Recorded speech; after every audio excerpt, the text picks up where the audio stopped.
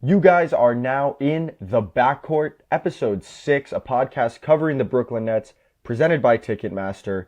I am your host, Lucas Kaplan. I write for NetsDaily, I make Nets film-focused videos, and alongside me is Sarah Kustok, color commentator extraordinaire for Yes Network, and a whole host of other things. Sarah, how are we doing?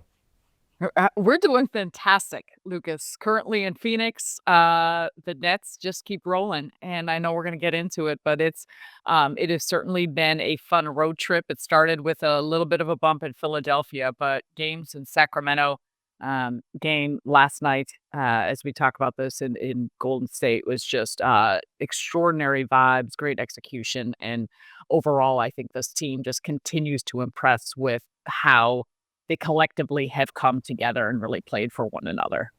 Yeah, it goes to show you how quickly fortunes can change just to catch everybody up.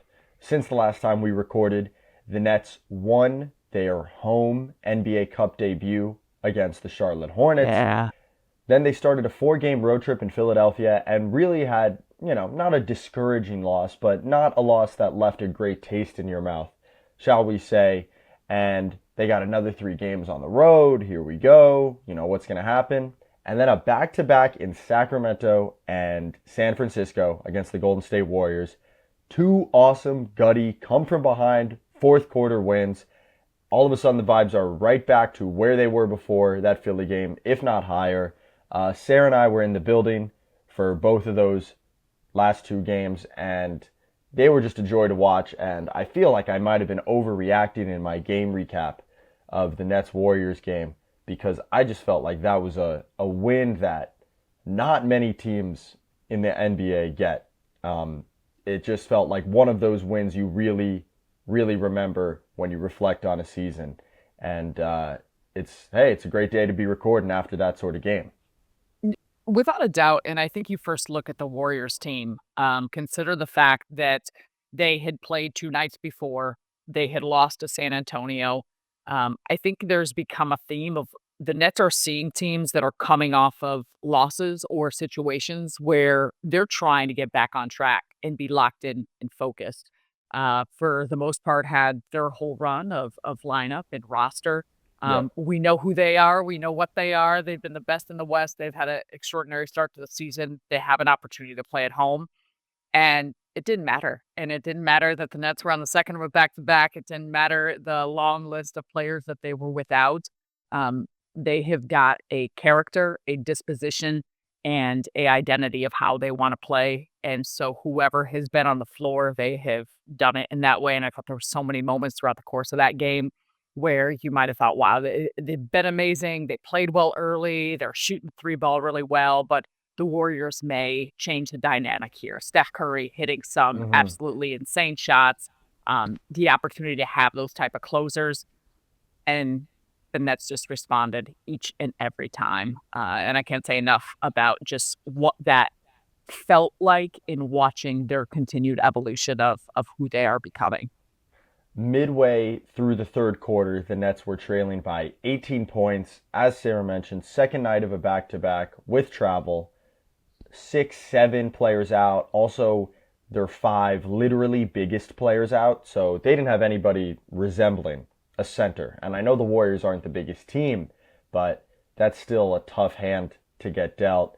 And, when they go down 18 midway through the third, it's like, okay, they had a great win in Sacramento. They played really hard in the first half, but they're playing against the number one team in the West. And, sometimes the NBA hands you losses almost on the schedule. And it would not have been embarrassing or deflating had the Nets lost that game. Immediate 9-0 run.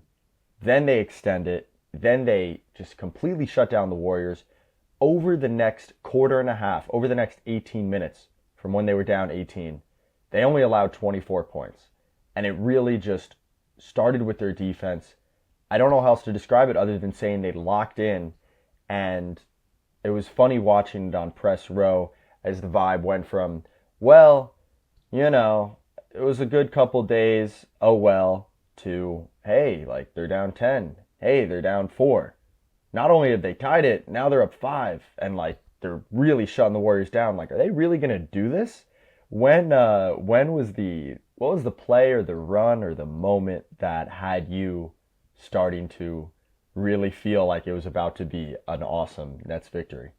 I think there was a handful of moments, but I think you look back at and I know we'll talk more about Jordi Fernandez, but there was a stretch Hmm. when they were down. He called Hmm. 2 timeouts within almost less Yeah. than a minute of one another, and I think as things built, and you said it, I don't know if there was any point of thinking that, "Oh, yeah, they're gonna be able to close this one out." I think as it got closer, you get intrigued and excited about, "Man, they're making these big shots, big stops."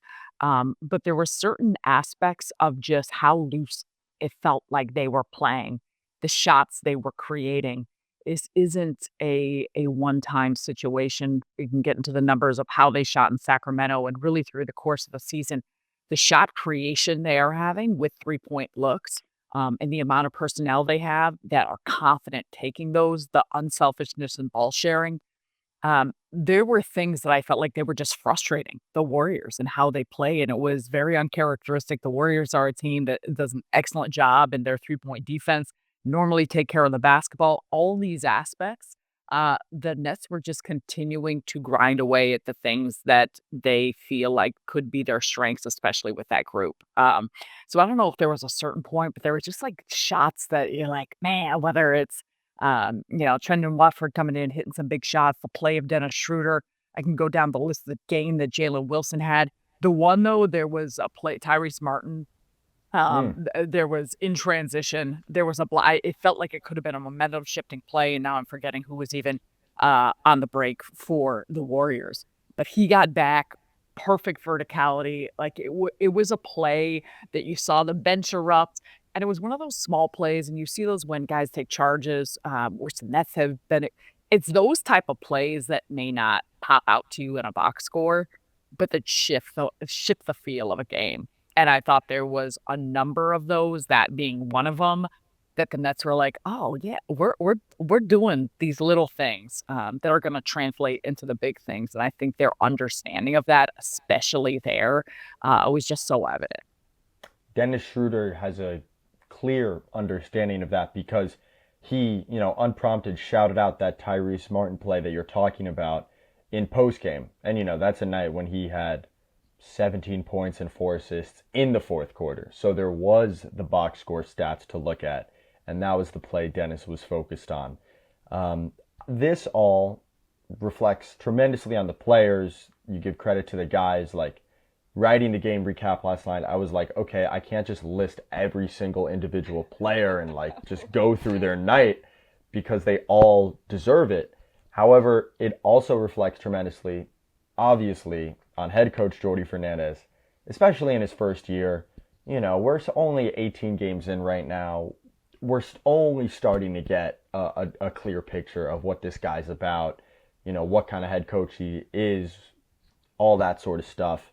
And what a weekend for him, right? He goes back to Sacramento, where he was the associate head coach for 2 seasons, and might I add, the two most successful seasons for the Kings in, quite a while. Clearly beloved, hugging Mike Brown, hugging all these guys after the game. Goes there, shows up with a win. Then that Warriors game, just about probably as tough and as good of a head coaching job as you can do for a single game, I imagine, with everybody out. This guy just keeps on getting more impressive. We talked about him last week and the week before about how impressive he is and how they execute the game plan and how hard this team plays and how good the vibes are early, but I don't even think that compares to like what we saw on Sunday and Monday. So just all the praise in the world to Jordi Fernandez. Is there anything, watching him interact in his old home in Sacramento or just that comeback or even bouncing back from a tough Philly loss, right, that you would like to shine light on or anything that stands out to you?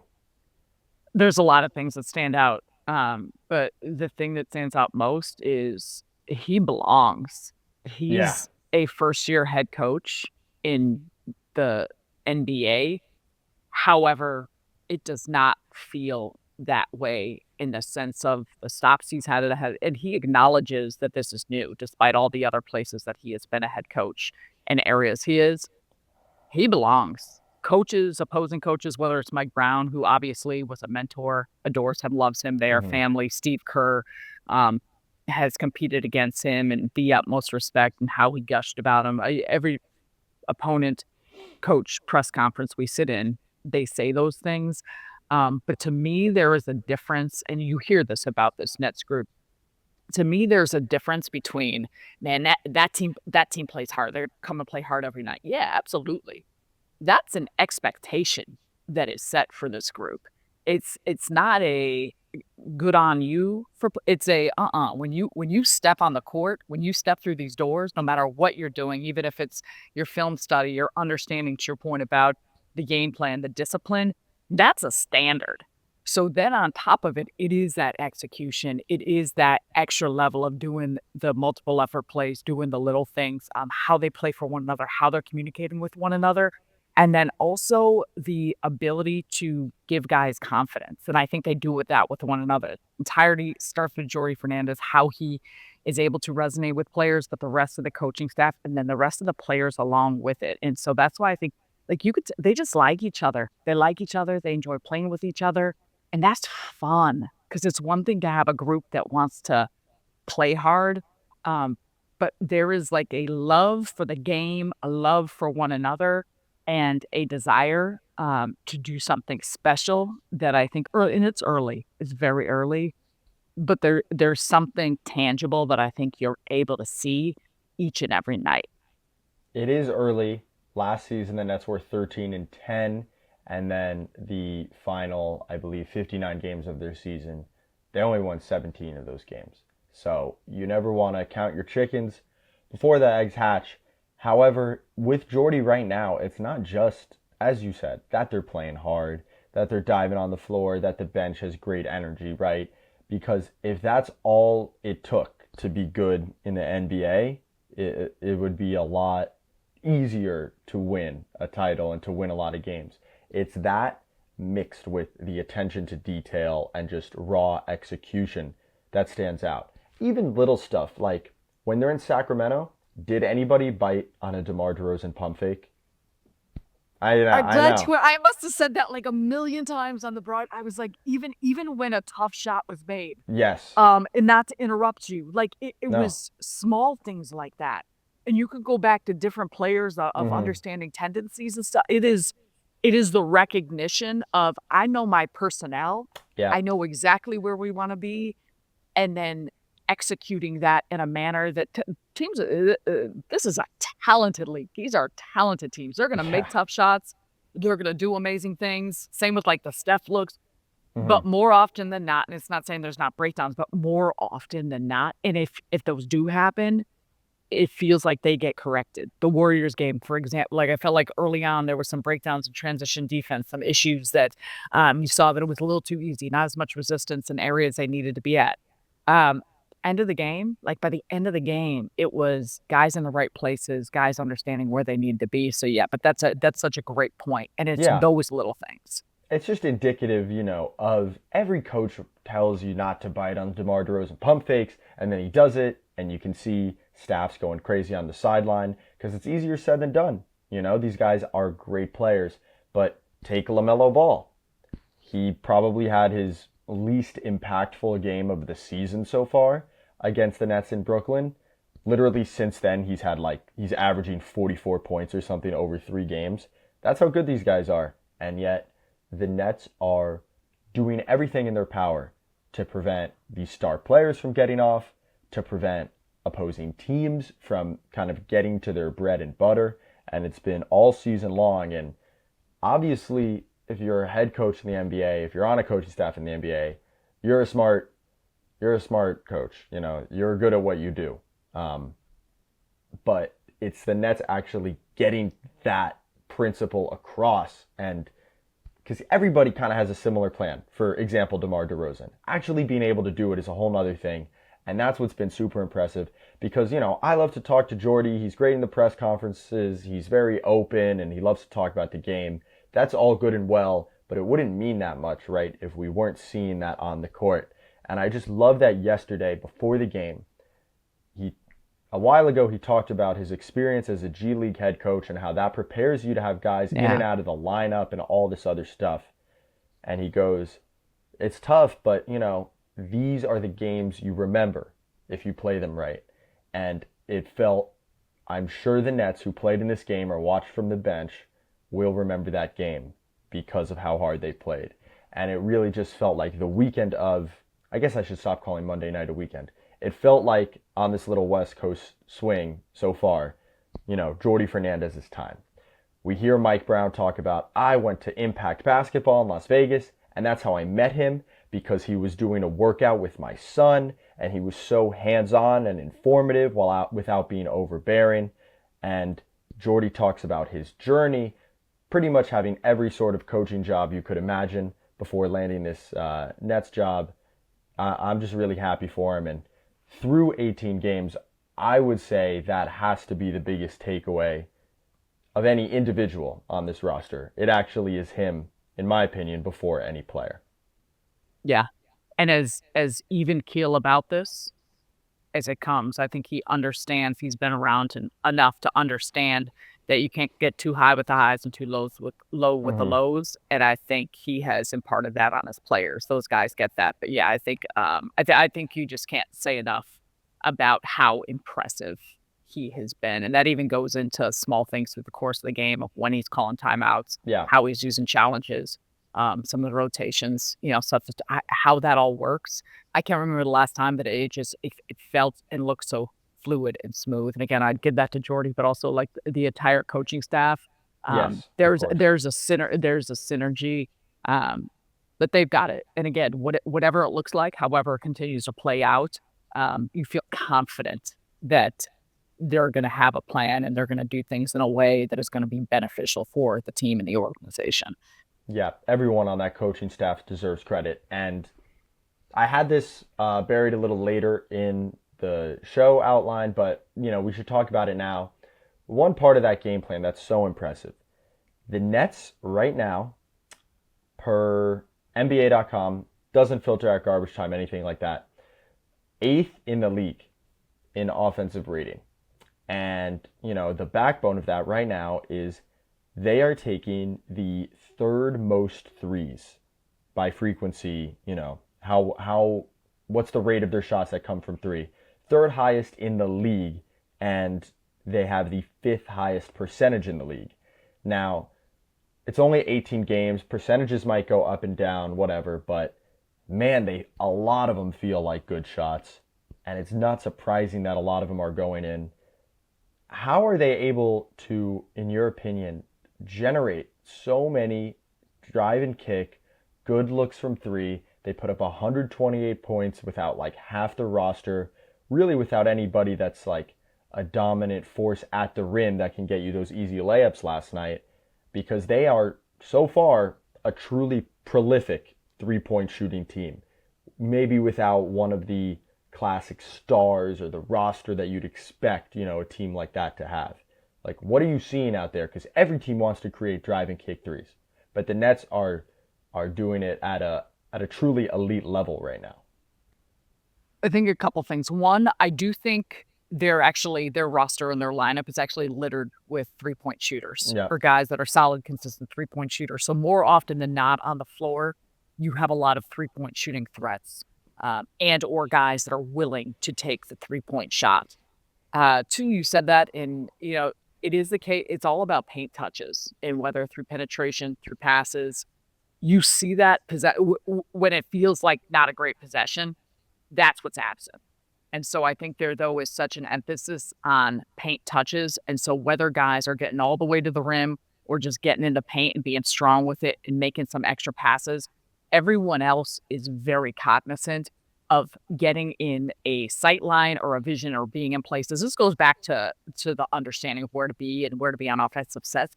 If Jalen Wilson's driving in the lane and he's got defense collapses, he's got a bunch of traffic, and he's got a lot.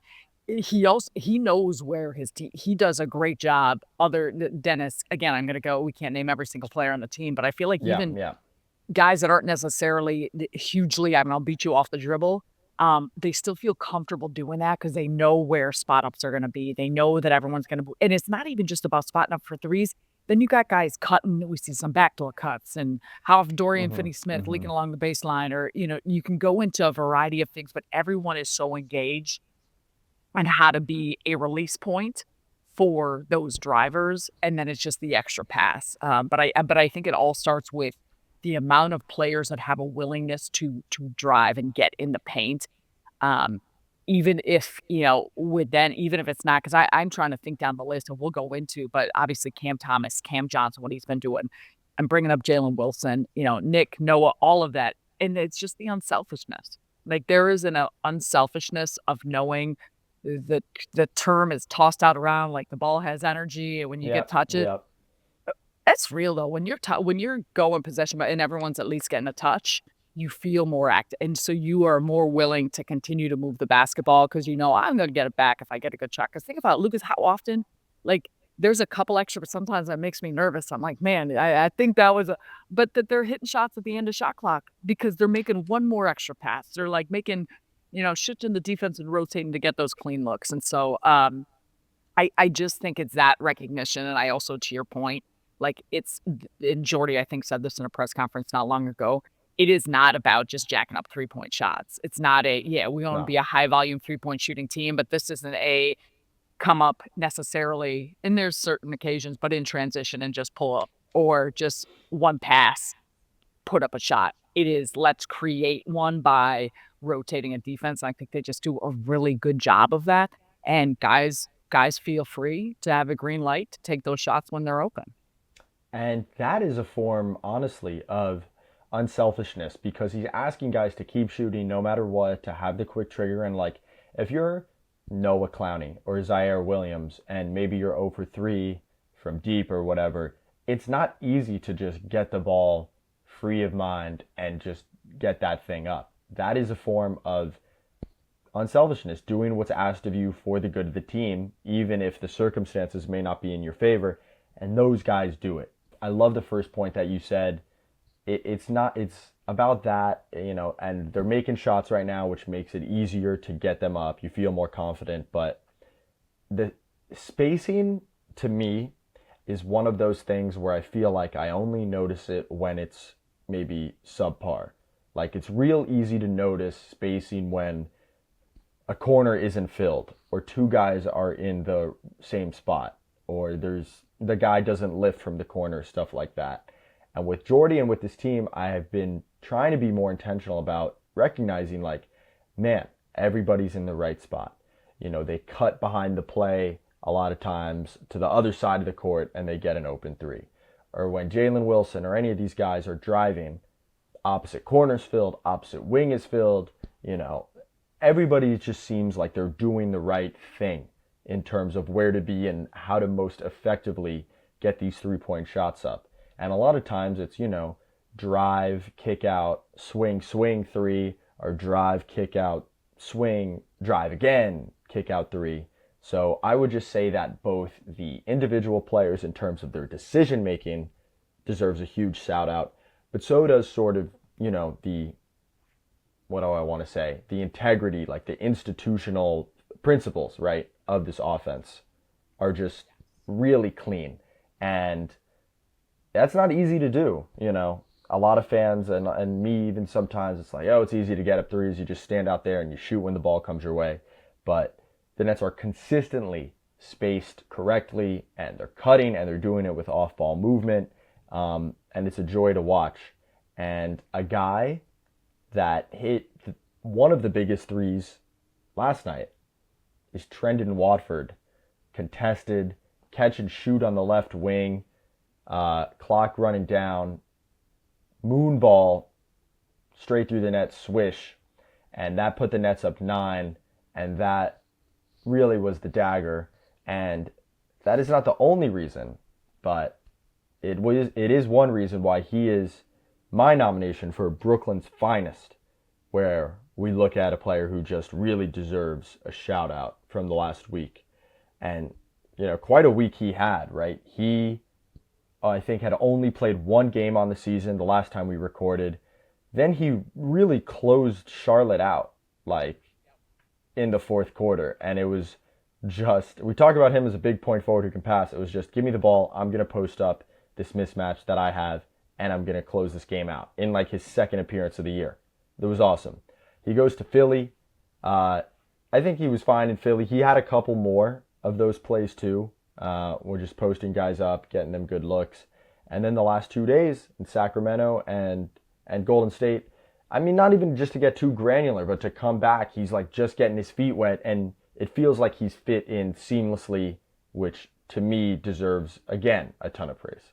Yeah, and I think too, just to your point about players understanding their role or what's needed at certain points, he's been a part of that. And he's been, I don't want to say limited in minutes, but potentially I do think it could expand given the more he Hmm. gets his Hmm. legs under him or different circumstances. But those type of shots or those type of playmaking or those things that he's doing at the end of the game, like that is a part of who he is as a player.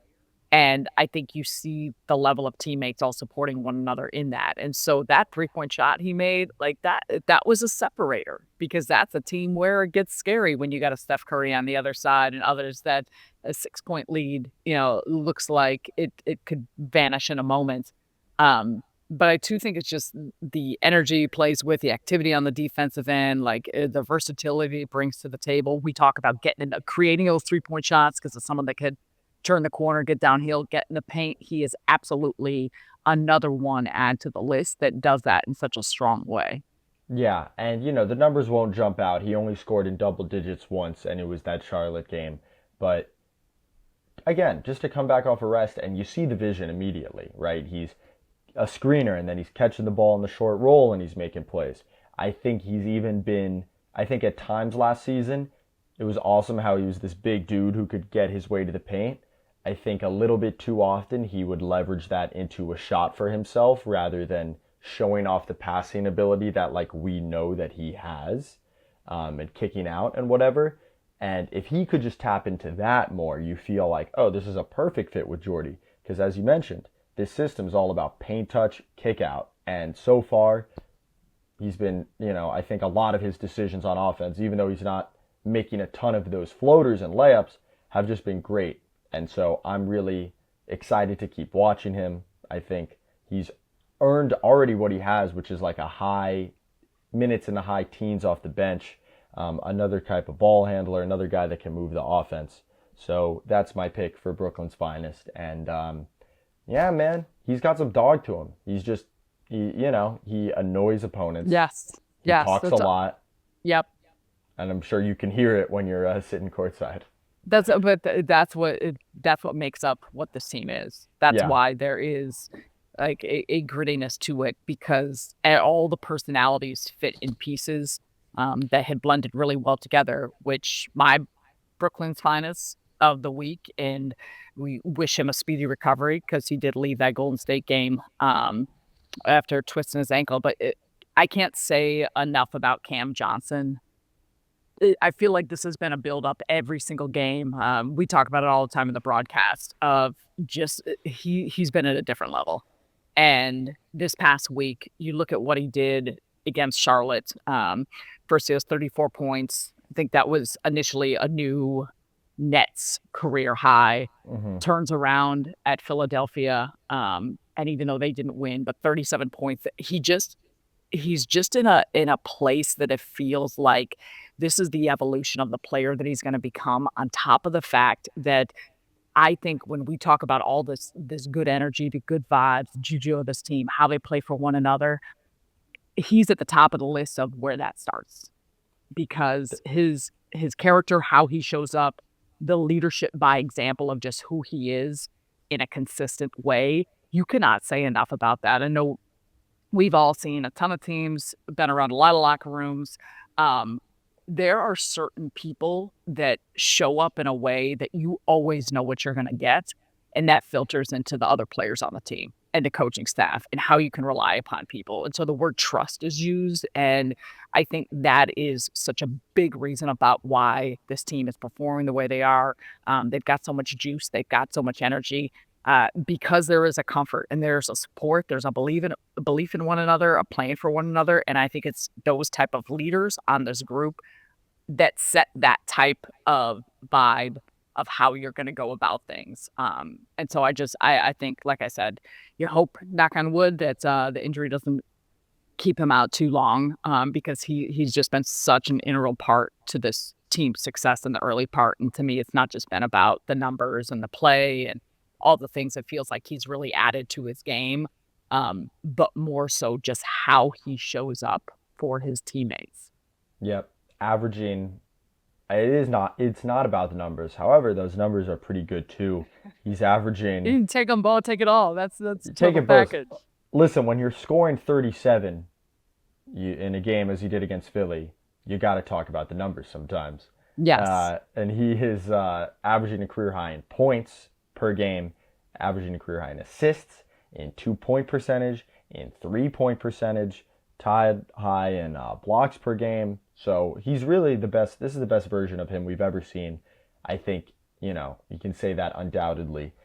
Is there any skill or any, area of his game you'd like to point out? Because last week I talked about, like, God, this guy's decision making when he is run off the line. Like, I know he's making every three, but like every time he puts the ball on the floor, he's making a good pass. He's finishing at the rim. He's finishing at the rim at a career best. Is there any skill or something you see that's elevated his game, or is it just consistency? And again, unfortunate time to record this, but again, so far he's been unburdened by injuries. We hope this little ankle tweak is just that and it becomes a minor footnote. But, what do you see him? I have been extremely impressed with all aspects of his game. The shooting, lights out. Decision making, incredible. He's not getting sped up. He's doing such an excellent job of just figuring out where he needs to be on the floor, how to facilitate for his teammates, all of those things. Like, there's just an added level of being a 3-level scorer. Defensively, I think you see it there, in what he's done on that end of the floor for Jordi Fernandez's concept of pressuring, and pick up in all of that. He's brought some nasty to his game. Like, think about how many times that he has we've seen some crazy jams, some just hard straight line drives of, could lay it up, could finish. You talk about he's been tremendous finishing around the rim. But some of you are like, ooh, Cam, like that's something different. And maybe not different, because I don't want to say we haven't seen that, but there is an assertiveness, a confidence, and to me, just a heightened level of like, no, he's got some moxie about him. That's what I love. That's what I'm like, oh, we know you could shoot. We know you could shoot anywhere, catch and shoot, off the dribble, you name it, anywhere on the floor, done. But that, I'm like, okay, this is a part of your game that I think can evolve in a way that could be really special. And he's not just doing that. It's easy. It can be easier to do that when you're 4th, 5th on the scouting report. This guy's 1st or 2nd on the scouting report every night for opposing defenses, and he's still doing that, even with, handling the ball and having more offensive responsibilities than he's ever had. I love that you mentioned that point. And yeah, the Nets being on the road these last 2 games, I'm out here in California. I went to Sacramento and Golden State. The Nets annoy people. They annoy opposing broadcasters. They annoy opposing coaches, players, fans. They're really annoying to play against. They got some of that stuff in them, and that is a very fun team to root for, and it creates fun environments to play in on the road. This was going to be. I decided not to make this part of trivia.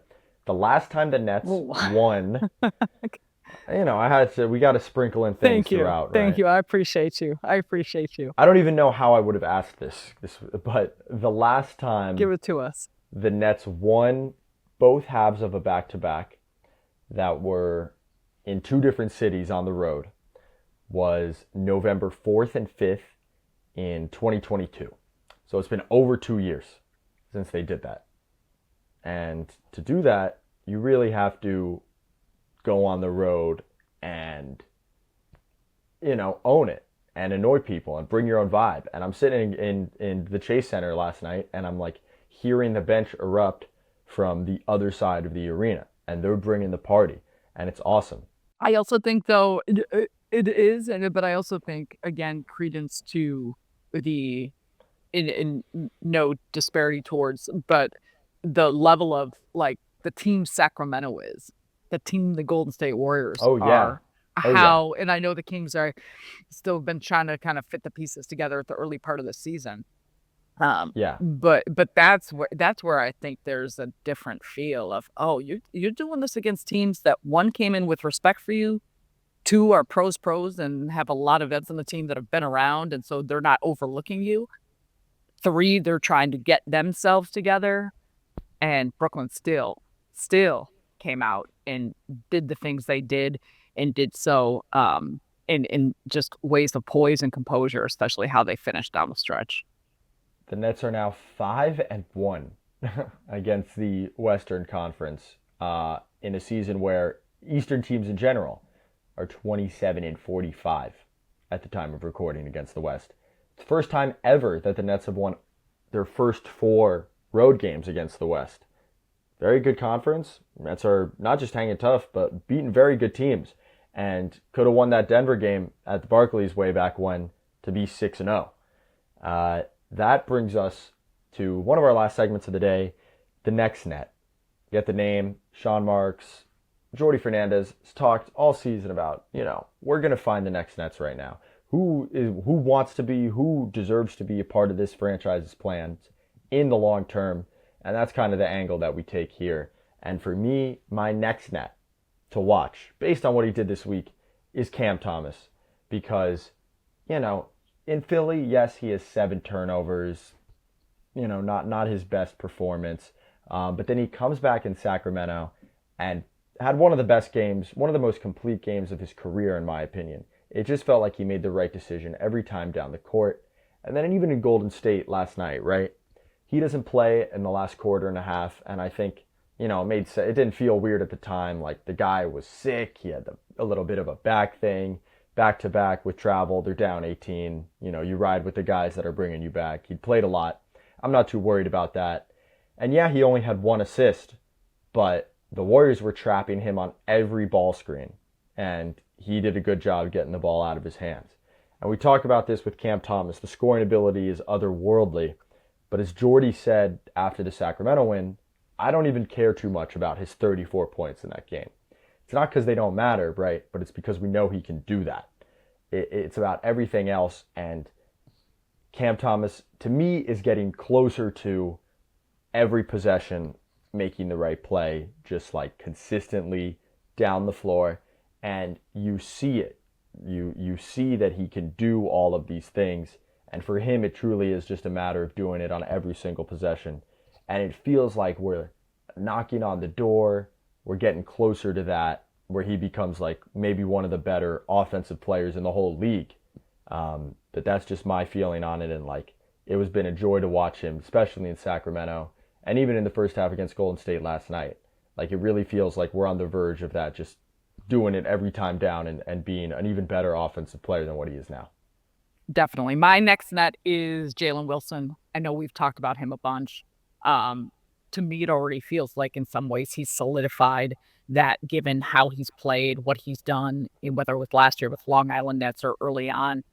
He just does so many little things. And I think the early part of the season, we know that he is lights out from the 3-point line, but there's been games where he's not been hitting threes that he would normally make, ebbs and flow of things. I think there's just so much growth to his game, of whether it's the rebounding aspect, what's been asked of him, and how he pressures the ball, who he defends, and the ability to, we talked a lot about how are these 3-point shots being created and what the offense looks like in formula.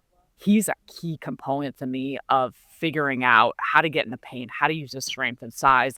He can finish as well, where he's been aggressive getting the basket, but also he makes so many, I think, plays for his teammates that I know we point out, but sometimes I think it's even overlooked, in the sense of sometimes it's that hockey. He initially starts the play, the penetration, then some extra passes. But to me, it's all the little things, and I think the potential for him and what he can become is really so big. And he's just a glue guy on a team of, again, back to the consistency of how someone shows up, their attitude, their energy, positivity, supporting teammates, whatever's asked of him, he's willing to do. I think we continue to see that on a night-by-night basis. And to me, that the value of that can't be overstated. No, and it's the perfect role player. He is unselfish. He gets in the lane. He dives on the floor. He does everything you'd want, and all of his shots are coming from three, or he's getting all the way to the rim. He's not hesitant to pull it. And the other thing about him that's awesome is he's like this great physical offensive rebounder, and he buys them a lot of extra possessions and just frustrates the other team on the glass just by throwing his weight around. And it's one thing to do it. It's another thing to do it for 41 minutes on the second half of an all-road back-to-back. There's a million guys that we could have mentioned here. It's going to be great to see his growth, but like, just to wrap up, Keon Johnson, Shake Milton, along with Jalen Wilson, like led the bench groups that were great this whole week. Guys that aren't always playing. They're not even guaranteed to be in the rotation. Obviously, Jalen Wilson's not guaranteed to get 41 minutes, but just a fantastic week, I think, of Nets basketball, and I want to make sure that nobody's left out. Could have put Noah Clowney, maybe his best game of the year in Sacramento. Not just hitting 5 threes, but deflections, charge, all that. So can't emphasize how well-rounded this one was. And then fitting for Dennis Schroeder to kind of cap it off with an awesome fourth quarter win, and the whole team in Golden State last night. So that brings us to trivia to close out the show. This is the first time the Nets had a back-to-back in Sacramento and Golden State since the 2015-16 season. All right, so get your mind there. 2015-16. They were back-to-back in these two cities. They lost both games, however, both were extraordinarily close, and they had the same leading scorer and assist man in both of those games, putting up 49 points and 23 assists over that two-game stretch. 2015-16 Nets. Do you want to venture a guess? Well, you're really getting me on our 4 a.m. arrival into Phoenix. Wait, you said what was the scoring note? What's happening? There was a last time the Nets had a back-to-back in Sacramento and Golden State. In Sacramento, Golden State. It was 2015-16. And yes, their leading scorer and assist man in both games. I said it in a very contrived way.